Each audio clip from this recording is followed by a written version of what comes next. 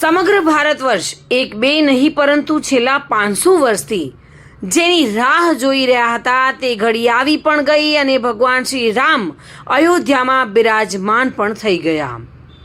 ત્યારે સોમવારે બપોરે 12:30 અભિજીત મુહૂર્તમાં ભગવાનની પ્રાણ પ્રતિષ્ઠા સંપન્ન થઈ હતી। રામ મંદિર ફરી અસ્તિત્વમાં આવતા દેશ વિદેશમાં ખુશીનો માહોલ જોવા મળ્યો હતો।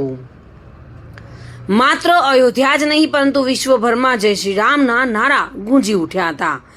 ત્યારે બનાસકાંઠા જિલ્લાના ડીસામાં પણ ઉજવણીના ભાગરૂપે શિવ મંદિરોમાં, રામ મંદિરમાં, હનુમાન મંદિરમાં તથા સોસાયટીઓમાં, શેરીઓમાં, ગલીઓમાં ભગવાન શ્રી રામના ઉત્સવની ઉજવણી કરવામાં આવી હતી।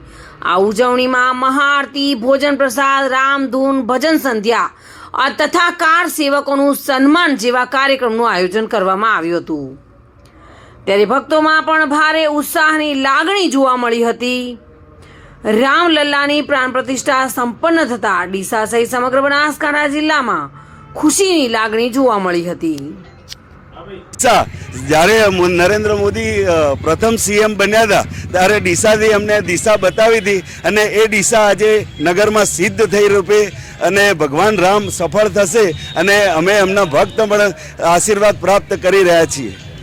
જે રામલલા મંદિરની પ્રાણ પ્રતિષ્ઠા નિમિત્તે આખા ભારતની અંદર, આખા વિશ્વની અંદર જે રામ ભગવાનનો જે ઉમંગ અને ઉત્સાહ અને આખા ભારત દેશની અંદર દરેક હિન્દુ ધર્મ પ્રેમીની અંદર દિલથી અને ભાવેથી જાગી રહ્યો છે અને પોતપોતાના વિસ્તાર વાઇઝ, પોતાના એરિયા વાઇઝ જે એમને યથાશક્તિ પ્રમાણે પોતપોતાના ઉત્સાહથી એમને પ્રસાદ વિતરણ, એવી રીતે અમારું જે ડીસા તાલુકો, જે ડીસા પ્રોપર ગામ છે ત્યાં આગળ ખાડિયા વિસ્તાર છે, ત્યાં આગળ શાક માર્કેટના વેપારી તરફથી એમને સ્વયંભૂ પોતપોતાની સ્વેચ્છાએ પ્રસાદનું આયોજન કરેલું છે। રામલલ્લાની મૂર્તિ પ્રતિષ્ઠા બદલ અમારી સોસાયટીના અંદર 7 દિવસથી પ્રોગ્રામ ચાલે છે।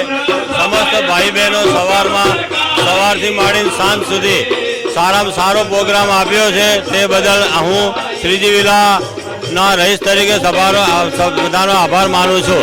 આ અમારા પ્રમુખ શ્રીથી વાત કરશો। ખાસ કરીને અત્યારે સુંદરકાંડનું આયોજન કર્યું છે।